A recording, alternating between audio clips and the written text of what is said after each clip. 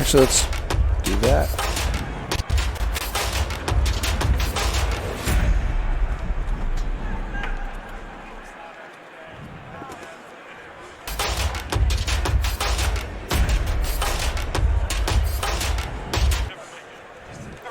Welcome to Postcast. David Locke along with Ron Boone after the Utah Jazz get really handled by the Lakers tonight. 95-86 is the final as the Utah Jazz offense never got going. One of the worst offensive games we've seen out of the Jazz in quite some time. Ron Boone and I will dissect it and what went wrong, plus take your questions. It's all coming up on Postcast. Postcast is brought to you by the store at 6200 South, 20th East, also located at the Gateway, and now the new store all at 900 South and 100 West. I paused there for a second because there's kind of a bizarre thing going on. Dwight Howard is out taking shots. Quinn Cook is out taking shots. And I think that's it. So the Lakers evidently wanted more action than they got tonight. I'm David Locke along with Ron Boone. We'll open up the chat room for you as well. But, Ron, let's just start off with offensively. The Jazz score 86 points. That's after scoring 31 in the fourth quarter. So they score 17 in the first, 20 in the second, and 18 in the third. What went wrong offensively? Well, the Lakers, I thought, did a great job of blowing up what the Jazz wanted to do, and the Jazz just did not react, did not counter to it. I think if the Jazz would have got going, knocking down some shots, and some of those shots that they did get, then the Lakers probably would have to change up and do something different. But as long as it was working for the Lakers, they didn't try to change things. All right, when you say blow up, what do you mean? Well, blow up meaning they took away the Jazz dribble handoffs. They took away, they were very aggressive out on the perimeter, kept the Jazz just playing a pick and roll game instead of the dribble handoff games or the pass away and cut, that type of thing, and just kept the Jazz off rhythm by being aggressive. I thought the Lakers did a great job of when they were defending the Jazz, beating the Jazz over picks. And that usually Rudy sets a great pick, but it's up to the Jazz guards or the forwards, whoever's running off those picks, to not let those players through. So I watched that Oklahoma City game. The Jazz win, but their offense wasn't very good. Donovan plays well late. Was this a continuation of that, but against a better team, so it was more obvious? I think a better team that made it look worse than what it was the other night. Now, it's strange because during preseason we talked about the offense being ahead of the defense. And now the season starts, and Quinn has made some adjustments. He's worked on defense here the last 3 or 4 practices that we've seen, and the offense is the one that's struggling. The defense, really, the positive tonight, the defense was great again. The defense had a really good game. The Jazz have made some adjustments to how they're defending. Quinn's understanding this team better, and the defense really looked terrific. It really looked good, and even not giving up a lot of three-point shots, or some of those are uncontested. They went 8 for 25. They were 6 for 24 against the Clippers the other night, so that's a good thing. But when the Lakers needed to score, they went to the big man. They went to LeBron James, and the Jazz just didn't have an answer. Interestingly enough, just from this game standpoint, it swings when the Lakers don't start JaVale McGee in the second half of the game and they start Anthony Davis at center where he doesn't want to play. He actually, you can understand maybe why he doesn't want to play there. He gets really negated from that point. He goes 1 of 3 for about the next 19 minutes. But it opened up the LeBron James, Anthony Davis pick and roll that everyone's talked about all season long that they have not been using up to that point, and the Jazz really had a hard time, and LeBron got rolling. The strange thing is that I thought the Jazz were prepared for that because they worked on it this morning, and they wanted to go underneath the screens there on LeBron James and not go over the top and try to take that away, but they seem to get it done. Let's go to some of the questions that are coming in from people on Periscope. We are live at Locked On Sports on Twitch, Facebook, and YouTube. We're at Locked On Live. Thanks very much for tuning into our multiple feeds on our postgame show. This also goes up as a podcast afterwards for you. Caracia Roger says, this is worrisome. How worried are you, Ron? I'm not worried right now.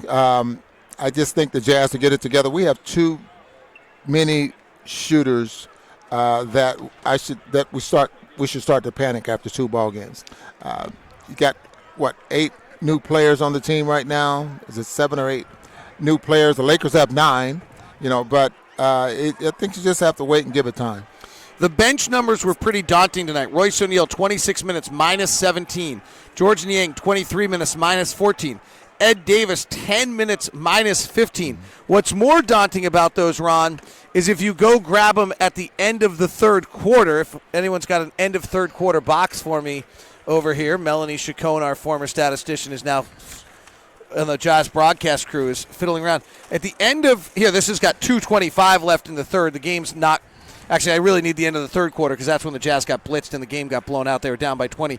Guys were minus 20, minus 25, really having a tough night at that point. So if I can find those, I will. Let's go to the bat. We got a bunch of questions suddenly flying in. It's awesome to hear from you guys this late at night. From our Twitch broadcast at Cyber Brioche, I like both teams' defensive effort, but Utah's offense was so static. I guess Moutier, lots of efforts, but on very low efficiency. What is causing the static offense?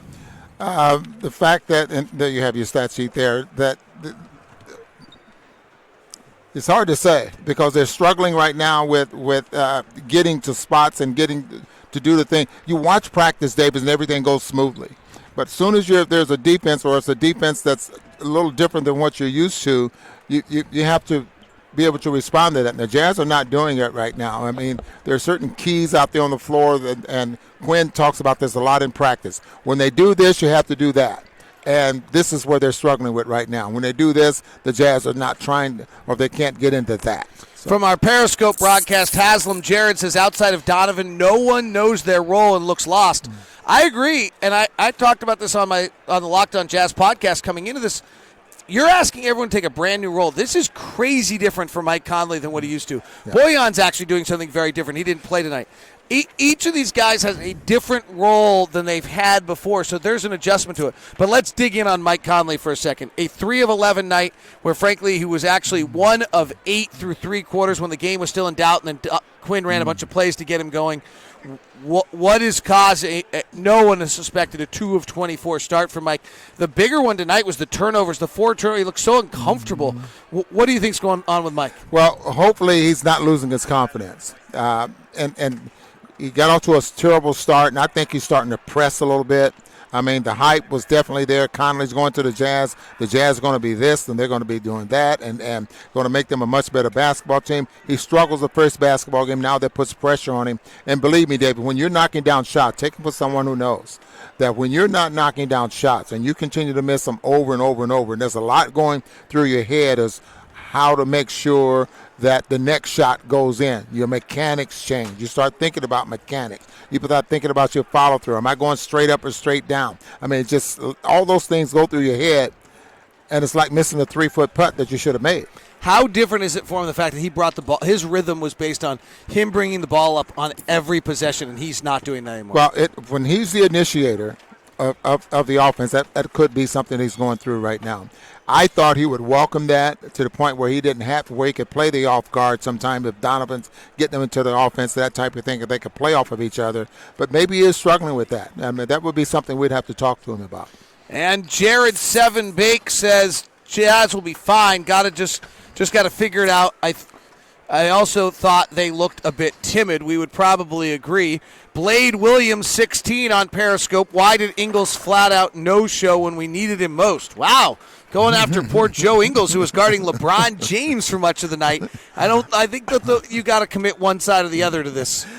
Hey, let's play a game tomorrow night. Matt James says, if Ron says don't worry, I'm not going to. Matt Richards from Periscope says Bojan is a big deal for us. And let's see, do we move too many pieces in the offseason, says Ritz Kurt. 2 games in, he wants to make it up. JN Creer wants to know what's up with Mike. We just, I think, discussed that. Somebody said we miss Ricky Rubio. Well, right now we probably do because Mike needs to figure out his mold. Somebody else said we miss John Stockton. I don't think he'd be very good right now. I think the biggest issue, Ron, if we're going to wrap this up, if I was asked the question is where's all the three-point shooting, I'm a huge believer in shot distribution. Our shot distribution's way off right now. Okay, if that's the case, then you think we need more three-point shots and we're not getting in the half court. Do we need those early threes? I mean, pushing the ball up the floor, a couple of passes, and shoot a 3.